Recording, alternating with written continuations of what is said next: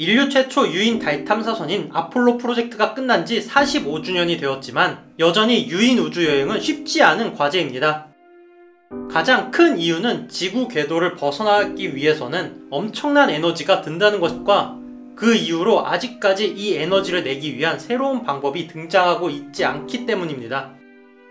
결국 우주로 가기 위한 엄청난 에너지를 화학적인 방법으로 충당하기 위해서는 우리는 다단식 로켓을 사용해서 다 사용한 연료와 엔진을 계속해서 버리는 소모적인 방법으로 우주 탐사를 해야만 했고, 이 비싼 로켓을 일회용으로 사용한다는 건 엄청난 비용의 부담을 불러왔죠. 사실 엔지니어들은 이러한 문제를 해결하기 위해서 수많은 노력을 해왔습니다. 가장 대표적인 것이 우주 왕복선인데요. 우주 왕복선은 고체 연료 부스터와 액체 연료통 그리고 우주 왕복선으로 구성이 되어 있습니다.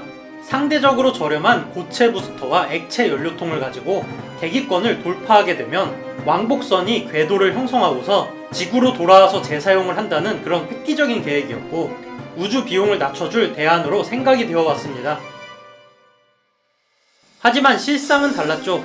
실제로는 지상으로 착륙한 왕복선을 점검하기 위해서 꽤나 많은 인력이 필요했을 뿐만이 아니라 챌린저호 폭발 사건과 콜롬비아호 폭발 사건은 우리에게 큰 충격을 안겨줬습니다. My God. There's been an explosion. 더 큰 문제는 콜롬비아호 폭발 사고의 원인인데, 발사 시에 왕복선에 가해졌던 작은 손상으로 인해서 단열재가 떨어져 나갔고, 그 눈에도 보이지 않는 작은 결함 때문에 타고 있던 승무원 7명이 전원 사망하게 됩니다. 이 사건으로 우주여행은 위험하다는 그런 여론이 생기면서 이후 우주 예산이 대폭 삭감되었을 뿐만이 아니라 우주왕복선의 발사 비용까지 올라갔죠. 이와 같은 사고를 예방하기 위해서 우주왕복선의 유지보수 시간과 점검시간 그리고 인력이 대폭 늘어났으며, 늘어난 인력과 시간은 그대로 우주왕복선의 발사 비용을 높여주는 효과를 가져왔습니다. 그러다 보니 결국 우주왕복선의 발사 비용은 기존 로켓 발사 비용보다 비싸지게 되었고, 결국 현재는 모든 우주왕복선은 폐기되었습니다. 결국 우주왕복선의 폭발 사고는 이후 10년이 넘게 우주기술이 제자리 걸음을 하게 만든 원인이기도 합니다. 하지만 엔지니어들은 포기하지 않았고, 스페이스X는 현재 재사용 로켓을 만들면서 기존 로켓의 발사 비용을 10분의 1까지 줄여버렸습니다. 그리고 그 노력은 아직도 이어지는 중이죠. 그런데 우주 발사 비용을 줄이는 방법은 사실 여러 가지가 있습니다. 전에 제가 세이버 엔진으로 소개했던 SSTO 방식도 존재하고 스페이스X 같은 방법도 존재합니다. 거기에다가 우주 엘리베이터나 스카이훅이나 매스 드라이브 같은 비로켓 사용 방법도 존재하는데, 이런 모든 방법들은 결국 쉽지 않다는 단점이 있어 왔습니다. 그런데 미국의 우주 항공회사 스트라토 런치는 스페이스X의 방법과 SSTO의 두 가지 방법의 장점을 결합해서 현실적으로도 만들기가 쉬우면서 발사 비용까지 저렴한 스트라토 런치 시스템을 공개합니다. 일명 비행기에서 로켓을 발사해버리는 페가수스 로켓입니다. 로켓이 다단식이 되는 이유는 궤도에서 마하 23 이상의 속도에 달성해야 하는데, 이를 위해서 많은 연료를 가져가다 보니까 대기권에서 필요한 연료의 상당수를 써버리는 문제가 존재해왔습니다. 페가수스 로켓은 이 한계를 극복하기 위해서 가장 거대한 초대형 항공기에 로켓을 장착시켜서 최대한 높은 궤도에서 로켓을 발사시키는 개념입니다.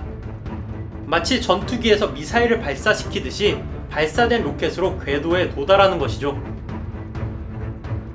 일명 항공기 발사 시스템이라고도 불리는 이 기술이 가지고 있는 그런 장점은 비용도 저렴하면서 개발 비용도 로켓보다 저렴하고 만들기도 쉽다는 것입니다.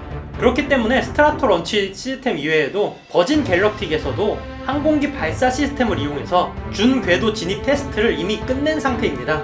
심지어 이런 방법은 이미 여러 차례 발사 시험에 성공했을 뿐만이 아니라 올해 준궤도 우주관광 여행 상품을 이미 예약 판매하고 있습니다. 1회 탑승 비용은 25만 달러로 가격이 굉장히 합리적이어서 이미 2023년까지 예약이 꽉 차 있을 정도로 굉장히 인기 있는 상품이기도 합니다. 이 방법의 또 다른 장점은 탑승 방법이 비행기와 동일하게 탑승을 하고 내릴 수가 있다는 것 또한 우리에게 매우 친숙하다는 것입니다. 거기다가 스트라토 런치 항공기에는 이륙 중량이 허용하는 한 굉장히 다양한 로켓을 탑재시킬 수 있다는 것 또한 장점입니다.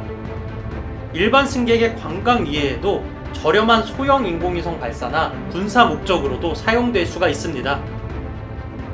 만약 스타라토 런치에 전투기 중량의 비행체를 탑재시키면 궤도에 진입은 못하지만 대신에 성층권보다 높은 중간궤도 이상의 높이에서 준궤도 비행을 할 수 있는 비행체를 만드는 것 또한 가능합니다.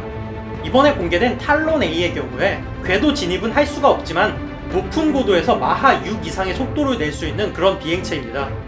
이론상 마하 8까지도 가능한 이 비행체가 더욱더 호기심을 자극하는 이유는 이 비행체에 탑재되는 화물부터 비행 목적까지 전부 다 기밀로 유지된다는 것입니다.